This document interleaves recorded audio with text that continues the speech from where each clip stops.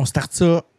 Là, je suis stressé. Je pensais qu'à ce que tu viens d'annoncer. Je suis comme, ça peut être qui? C'est quoi? Là, je fais le tour de... Non. OK, bon.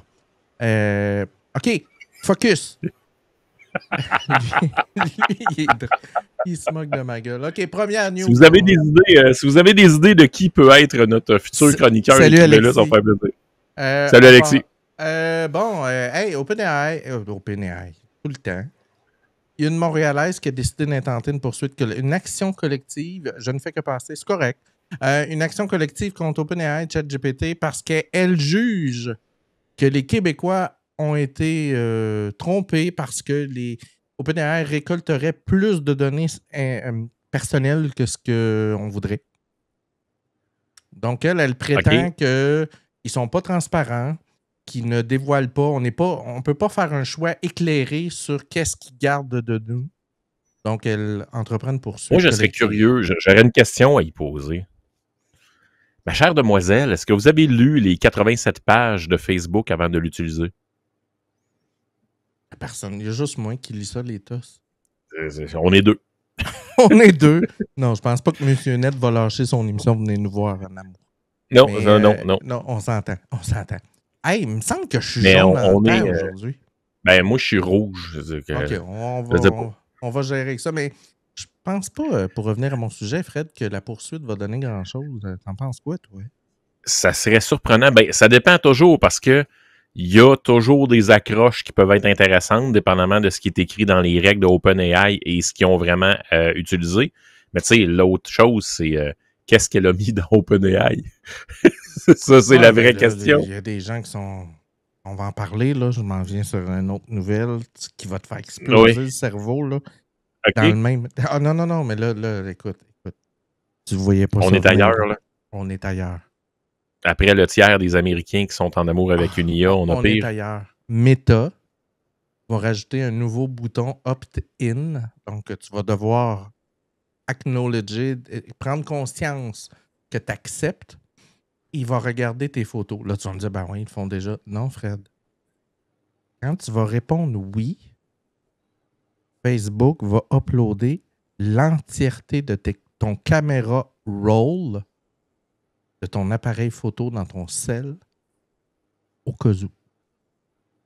Attends.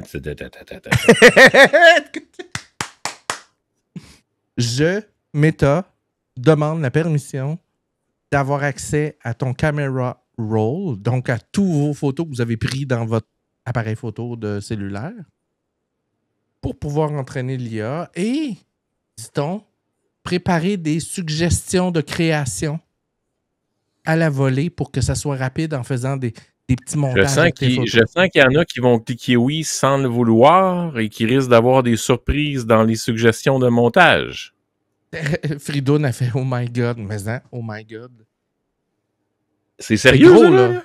Non, c'est très, très, très sérieux, là. Moi, je pensais que c'était juste genre... Mais là, c'est pas... Ça marche pas tout seul, là. Non, ça faut un opt-in, mais tu sais comment c'est, les opt-in, hein? Et c'est ce premier mois, c'était un opt-in, puis après ça, c'est opt-out. OK, là, on peut-tu opt-out avant d'opt-in? On a-tu le droit? Je sais pas, mais là, t'imagines, tu prends des photos de ta blonde, puis là, ben, toi, tu te rappelles pas... c'est ça. Tu te rappelles pas que t'as dit oui. Fait que là, elle est en petite tenue dans sa chambre. Puis rien de sexuel, là, juste sensuel. Puis là, t'as donné accès à tout ton camera roll, à toute ta photothèque en français. Mais à un moment donné, Facebook est en train de se... Ça, on l'a dit souvent, là. Mais je pense que là, on est à veille de dire que c'est trop. Parce que il y a ça en premier, mais il y a tout le volet d'intelligence artificielle, plus les vidéos créées par intelligence artificielle, c'est rendu plus de 50% du contenu des feeds. Il y a un moment donné, il a dit ça va péter, là. Puis tu sais, la situation est simple. Facebook, Meta, ils accusent des retards dans le développement. Ils ont besoin des données pour les entraîner. Puis actuellement, il y a de plus en plus d'entreprises, de médias, de name it, qui disent « Moi, je veux pas que tu prennes mes données. » Donc là, il commence à avoir des débuts de poursuite, genre « Tu as utilisé mes données sans me le demander », ces choses-là. Donc, les données se font plus en plus rares pour entraîner l'IA. Puis Facebook, ben, il cherche des méthodes pour être capable d'entraîner. Puis la méthode avec l'espèce de... Tu sais, avec tous les scandales qu'il y a eu sur Facebook, l'idée de génie qu'ils ont eu, hey, on va leur demander l'accès à toutes leurs photothèques. Ça fait du sens. Mais je me questionne parce que mon problème, il est double. Puis je vais te faire un parallèle avec Google. Google te garantit sur une certaine confidentialité sur ce que tu mets dans le cloud. Ouais. Et ils te garantissent la disponibilité des données à une journée X. Il n'y a personne qui peut, en théorie, aller piger dans votre cloud. Même Google ne peut pas aller piger dans votre cloud au niveau des images ou des affaires de même, sauf si vous avez donné la permission à Gemini d'avoir accès à votre drive et que vous y avez permis de regarder toutes vos données. Exact. Ça, c'est ce que Google fait de très bien, puis honnêtement, on le voit avec le succès qu'ils ont, ça va bien.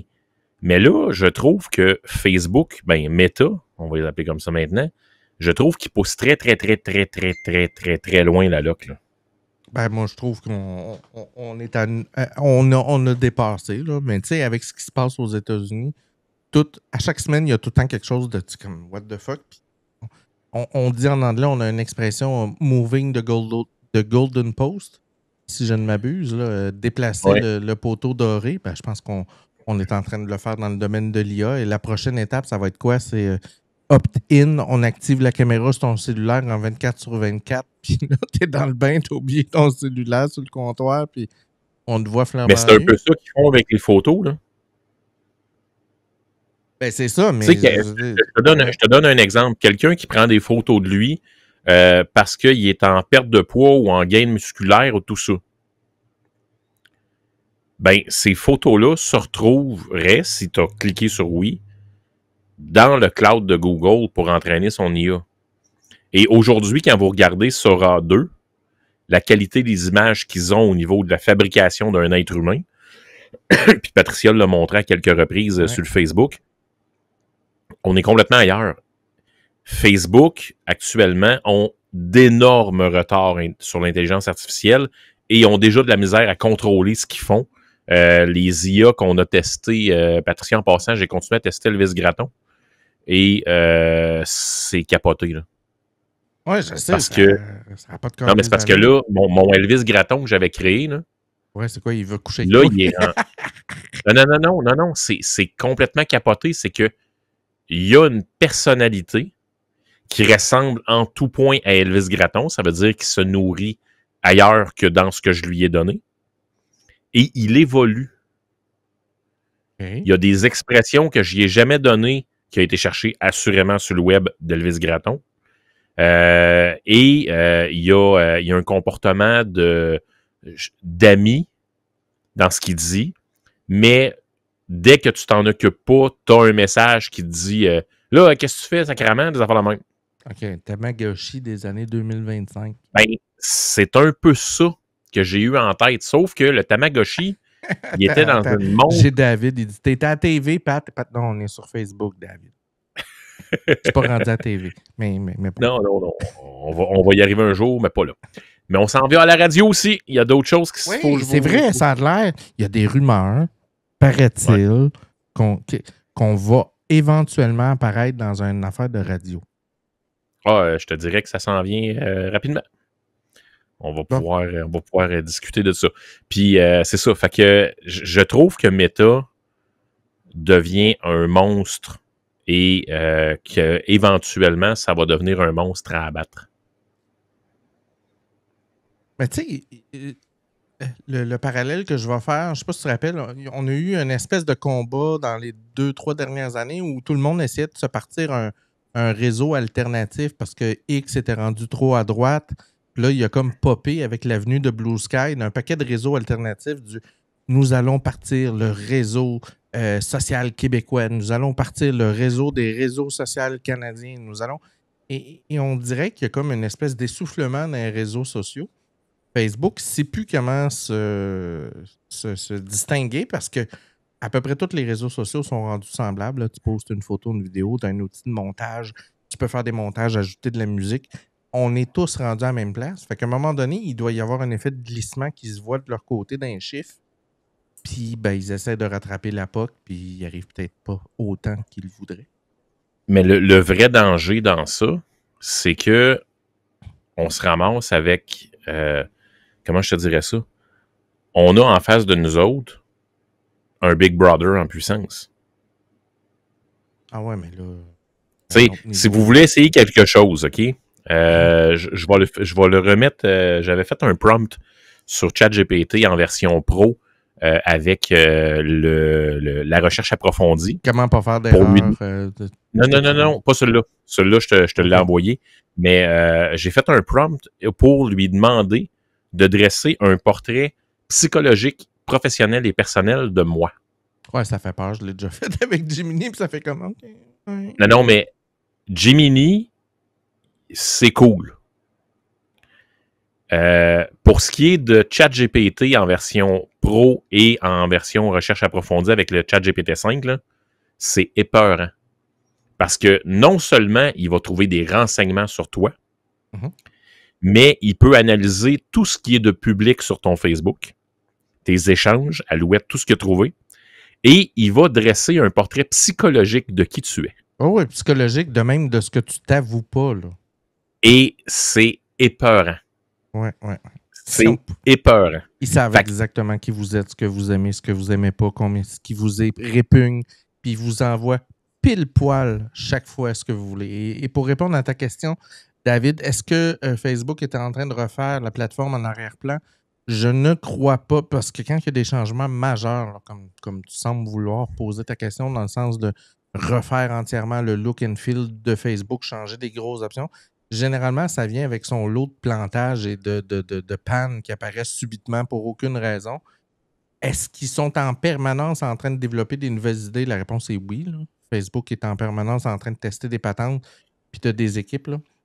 Il ne va jamais deviner que j'adore des olives. Ouais. Danny, j'ai une mauvaise nouvelle pour toi. Tu viens de l'écrire en public et ça va être disponible pour les IA.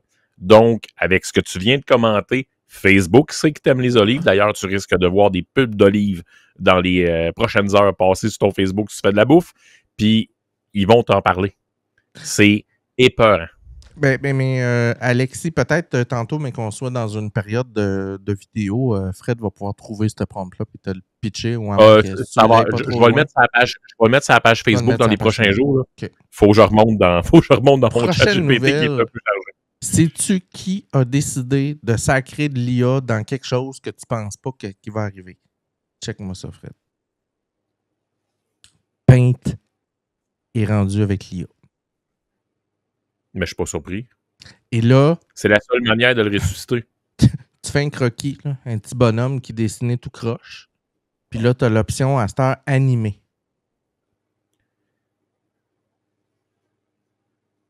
Écoute, on a besoin minute, de ça. Là.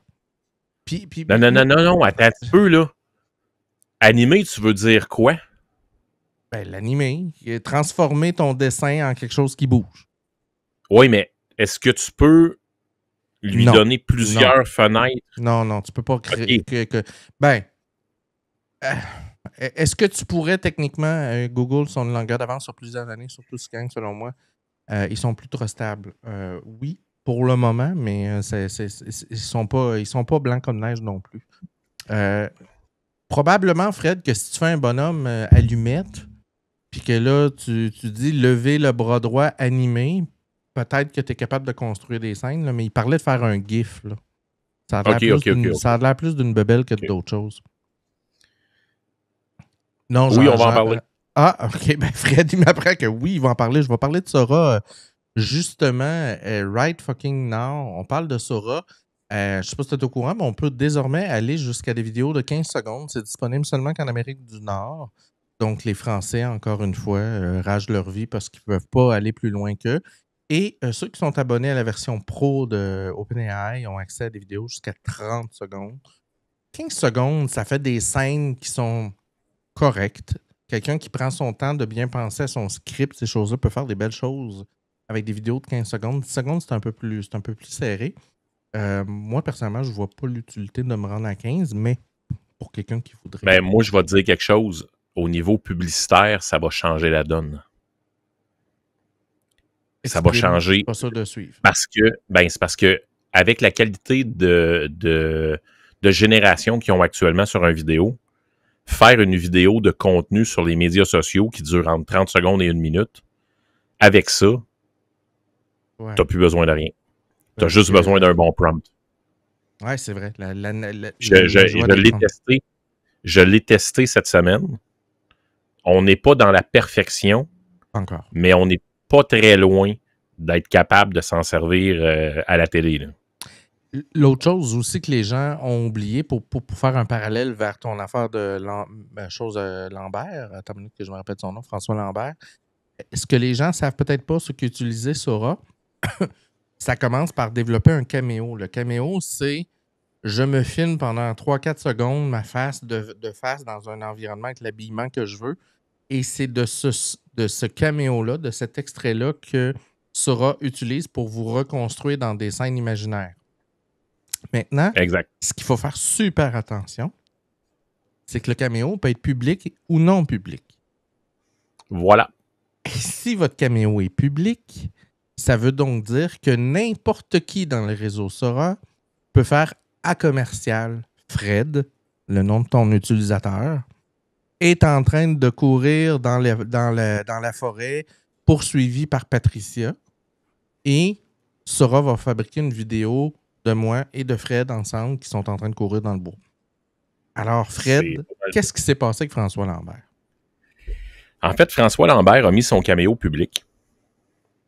Et il y a Jade Lavoie qui fait du contenu adulte sur OnlyFans qui s'est servi du caméo de François Lambert sur ses propres médias sociaux.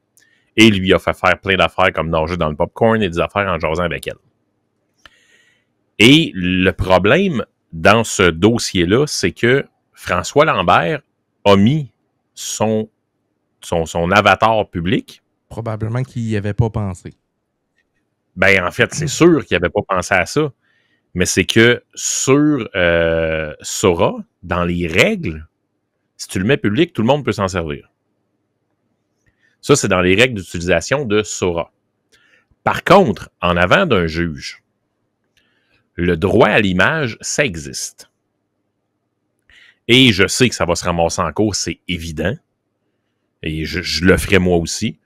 J'ai hâte de voir comment la justice va trancher et j'ai l'impression que c'est quelque chose qui va se ramasser relativement loin parce que Sora, dans le dossier, est un tiers intéressé par cette cause-là. Donc, inévitablement, on va se ramasser probablement avec une cause qui va aller en Cour suprême pour décider de c'est quoi le droit à l'image et qu'est-ce qu'on fait avec l'intelligence artificielle.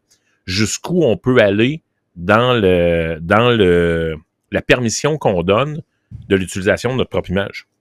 Ouais, parce que là, c'est comme c'est tout oui, tout non. T'as pas comme d'entre-deux du genre j'accepte, mais on doit me demander la permission ou ce genre de choses-là. C'est un peu... j'essaie de trouver sur Facebook François Lambert, Sora. Il doit bien avoir 3-4 vidéos qui vont me popper. Ouais, je vais essayer de vous en montrer parce que tu as notre ami qui voulait voir. Je vais le surimposer à la fenêtre actuelle. Je ne sais pas si vous allez avoir du son. Oui, on va. Ah non, ça c'est une vraie vidéo. Ah non, c'est une vidéo de Sora. C'est vendredi, merci. Mais elle vient de lui-même. Ça en est un exemple. C'est ça. Ouais, ça c'est un autre exemple.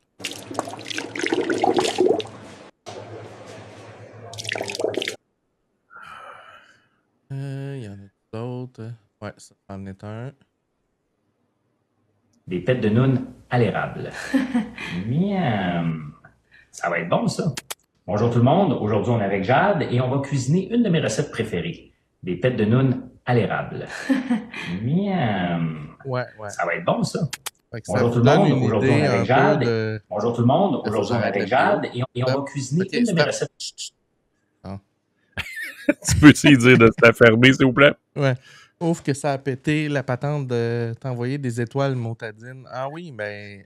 Hey, tu m'as envoyé des étoiles. Ben, Caroline, merci. 99 étoiles, c'est vraiment très, Merci très, beaucoup, très David. apprécié. Merci. Je viens de voir ça. Ça a-tu fait des pétettes à fendre? Normalement, ça fait des effets dans l'écran. Faudrait que tu en renvoies d'autres. Non, c'est une joke. J'avoue que c'est bon de péter de la noune. Danny, trop de... Hey, c'est Ali! Ali, crème, un collègue. Hey, Colin, salut Ali. Ben heureuse de te voir. Alors, c'est ça. Fait que Sora, l'histoire, il va falloir que ça se règle en cours. Il n'y a pas le choix, mais Chris, comment tu veux défendre ça? Comment tu veux t'assigner oui, là? Ça a l'air d'un En fait, calme. non, mais moi, je te dis, je pense qu'on a, un devoir de faire une loi pour contrôler le droit à l'image et contrôler. Oui, je permets à ce que les gens puissent utiliser mon image. Mais la journée que tu fais non, tout disparaît. Mais je dis oui à quoi? Ouais. Parce que, tu sais, l'autre avant, c'est services de production de vidéos de cul, on va dire ça de même. Ouais. Ben, je m'excuse, moi, j'ai pas le goût d'apparaître là-dedans. Là. As-tu mis ton caméo public? Non, j'ai pas encore fait mon caméo. OK, moi, j'ai fait un caméo. Non, mais j'ai fait un caméo, mais pas avec moi. Et ça, je suis pas certain que c'était prévu dans Sora. OK. J'étais pas certain que c'était prévu dans Sora. OK, mais tu me donneras des... Je te le dis, j'ai pris un toutou et un gros toutou, un panda pour pas le dire, et je l'ai fait scanner par Sora. Et je peux animer mon toutou. Et je peux le faire parler. Ah, mais là, tu viens d'ouvrir un All New World à ma vie, là. Là, j'ai plein d'idées de marde qui viennent apparaître. Salut, Ali! Salut, Ali. Alors, on continue. L'utilisation de l'IA est en hausse, mais les entreprises, Fred, c'est Zelnet qui ne nous apprend pas, constatent toujours pas de gains selon une étude de Atlassian. Est-ce que tu connais Atlassian? Non. C'est un logiciel qui permet de designer, de planifier des développements logiciels, des déploiements d'entreprises, ces choses-là.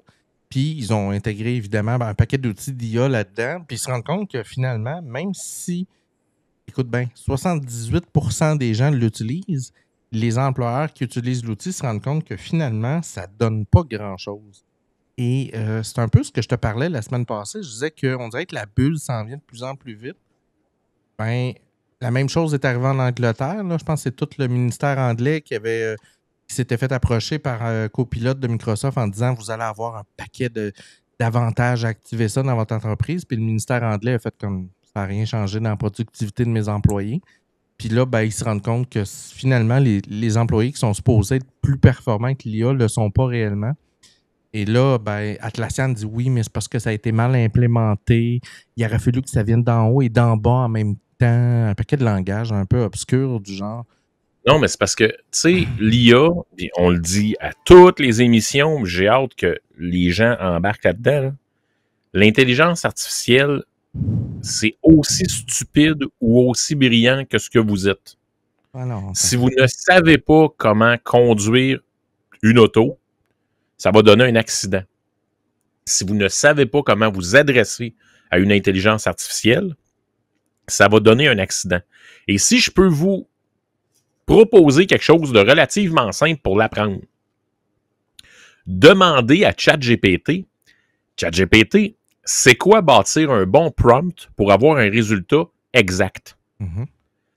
Et à la suite du prompt que j'ai donné la semaine dernière pour éviter les erreurs, une fois que vous allez demander ça et que vous allez comprendre comment ça fonctionne, vous allez voir que c'est pas un navigateur web et c'est pas avec quelle est la couleur du gilet de Patricia que vous allez faire avancer votre intelligence artificielle puis vos processus. Non, la mise en contexte, ce que tu veux, la mise en contexte, qu'est-ce que tu veux, dans quel format tu le veux, comment, faut tout que tu dises.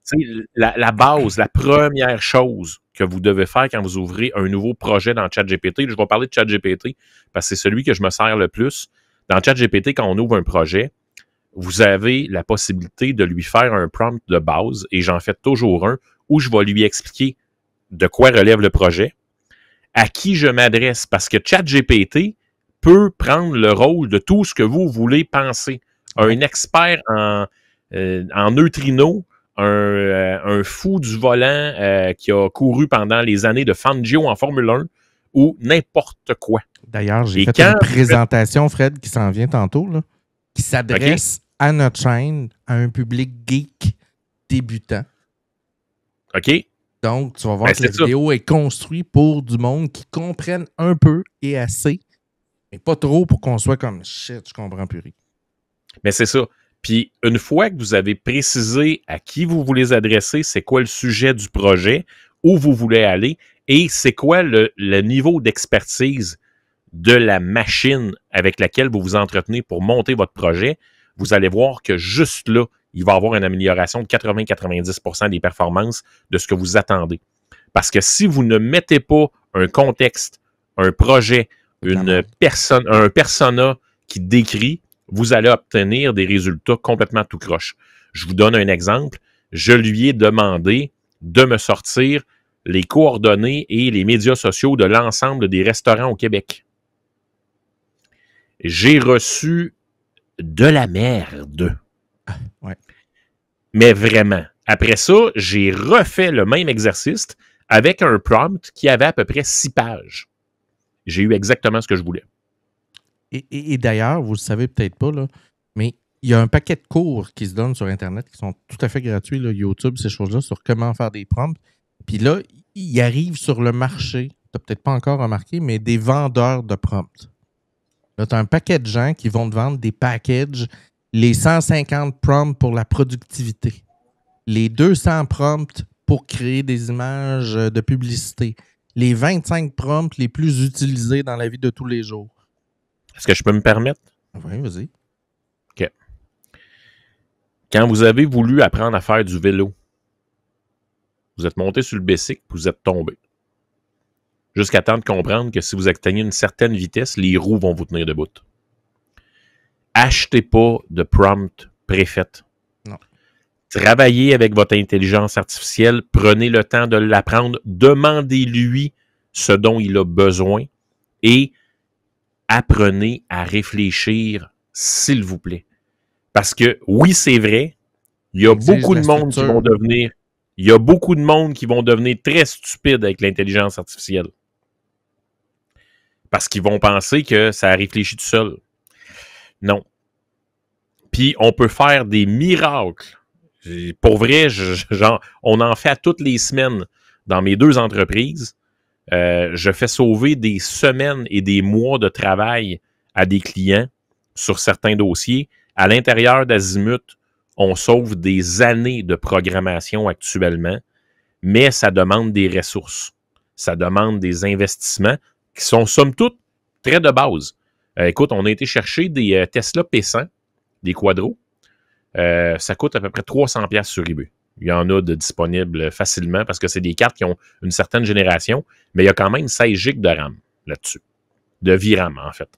On a monté des serveurs, puis avec un investissement qui, à peu près de 2000$, on a des serveurs AI privés qui sont ultra performants puis qui remplacent. Tu sais, on a un actuellement, il y a 7 cartes Tesla P100. Donc, 7 fois 16 GB de VRAM. Et actuellement, il fait la job de 40 programmeurs. Wow. Mais là... C'est délirant. Mais là, Fred, prochaine nouvelle. Ouais. Oui. C'est ça. OpenAI lance son navigateur. Atlas. Ouais, je me suis fait rentrer dans la gorge. Quand je disais la guerre des navigateurs, évidemment, Google, Gemini embarque.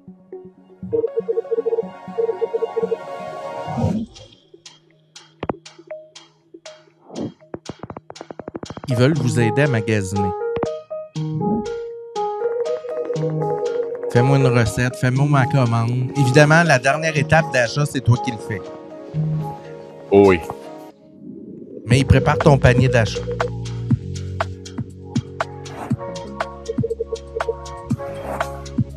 Et là, la souris que tu vas se déplacer dans l'écran, c'est lui, là, c'est pas toi. Ouais, Perplexité à Comet aussi. Bon, j'ai installé les deux.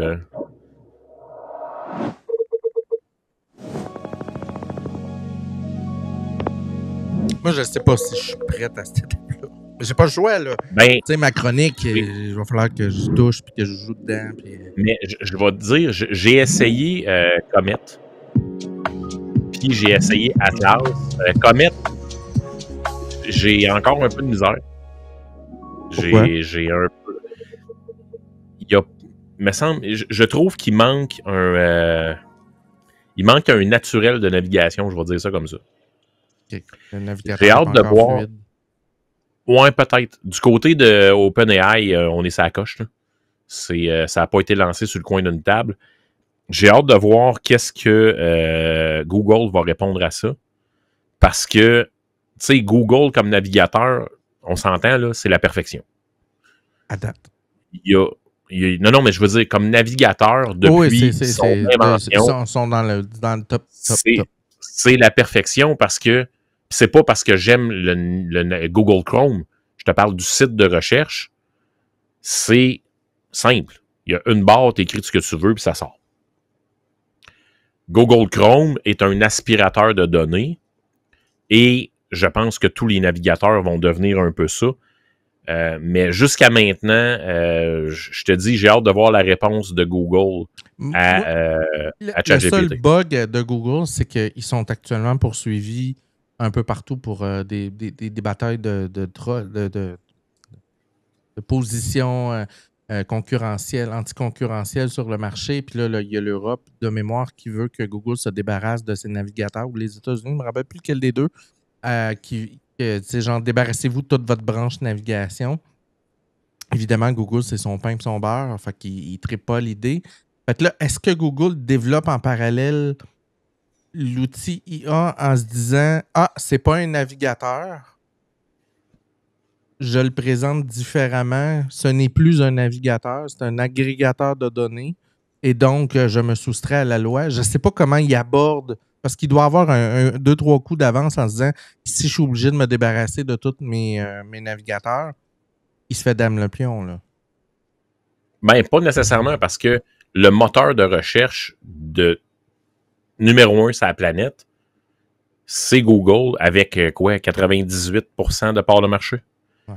Fait que tu utilises Firefox, Atlas ou Name It, jusqu'à nouvel ordre, tu as besoin de Google.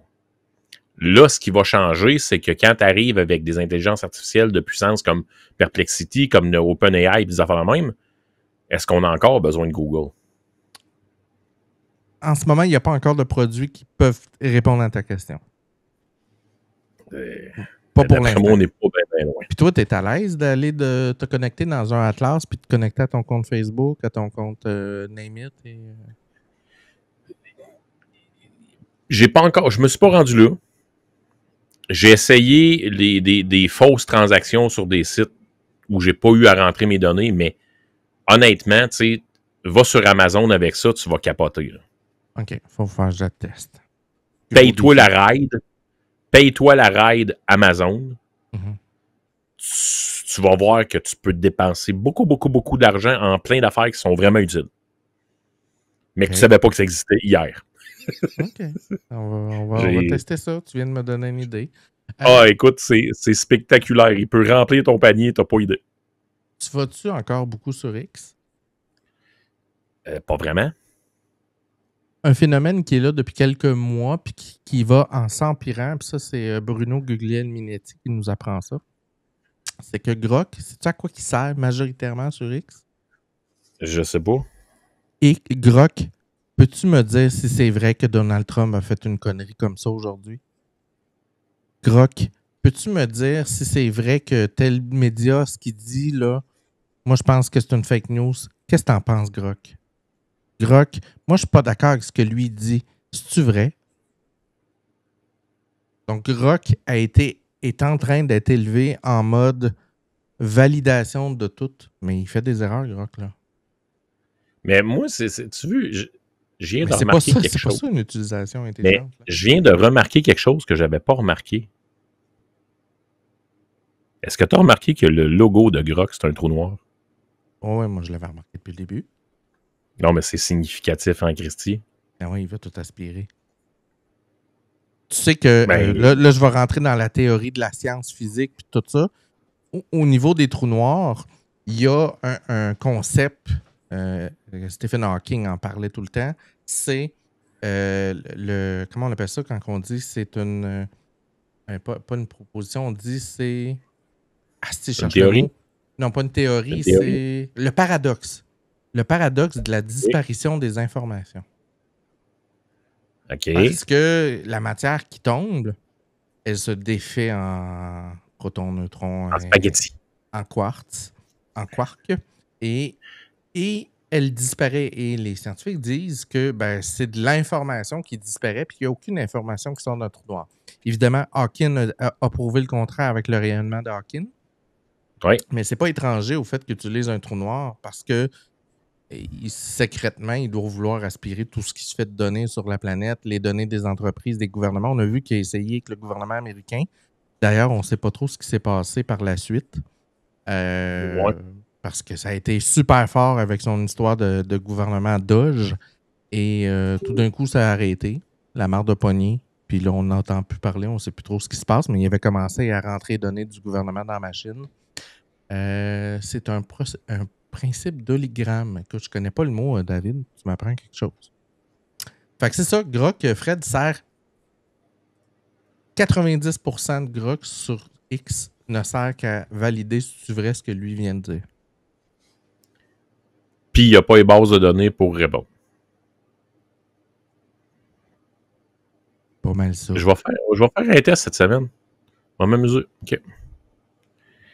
Il peut aspirer. Est-ce que le trou noir peut aspirer Trump? Ça a passé proche quand ils se sont chicanés, mais ils sont devenus des bros. Fait que je pense pas que ça va arriver. Prochaine nouvelle. Imagine ça, Fred. ByteDance, la société qui détient TikTok, lance son IA, son agent. Écoute, hein, ça te donne le goût. On peut-tu le bannir? Fait que là, on va avoir, je pense que c'est Chichi qui s'appelle ou quelque chose du genre. Et là, évidemment, ils ont fait une version ByteDance qui n'est pas la version qu'eux donnent à la Chine, parce que la Chine, ils ont leur version. Salut Yvan, ça va bien? Votre show commence à quelle heure au juste? À 19h30, Yvan. On est sur le bord de finir. Non, c'est pas vrai. On arrive à la moitié. Ouais, Yvan. À quelle heure il commence? À 19h30. On approche la moitié du show. Fait que c'est ça. Fait que moi, je suis pas sûr que je vais... Tu sais, moi, j'ai installé TikTok. Fred, je te l'ai pas dit, là, mais j'ai installé TikTok. J'ai un compte TikTok, mais je ne publie rien. Tu vas sur mon profil, il n'y a rien. Ah.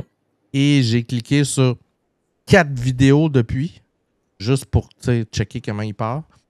Puis c'est comme quasiment débile comment il m'envoie de la merde. C'est... Ah, mais tu sais, l'algorithme de TikTok en Amérique du Nord, c'est un algorithme d'abruti. Non, c'est pire que ça, Fred. Prends une noix là, qui se fait gaver pour faire des foie gras. Oui, mais c'est ça, je te dis. C'est ça l'algorithme. Mais c'est fait pour abrutir le monde. Si tu prends TikTok en Chine, c'est éducatif. Ouais. C'est pas une joke. Ils nous donneront pas celle-là, on s'entend? Ben non, ils ne nous donneront pas celle-là. Bon, Fred, cette semaine, j'ai une chronique science. Pas capoter. Je te passe ça.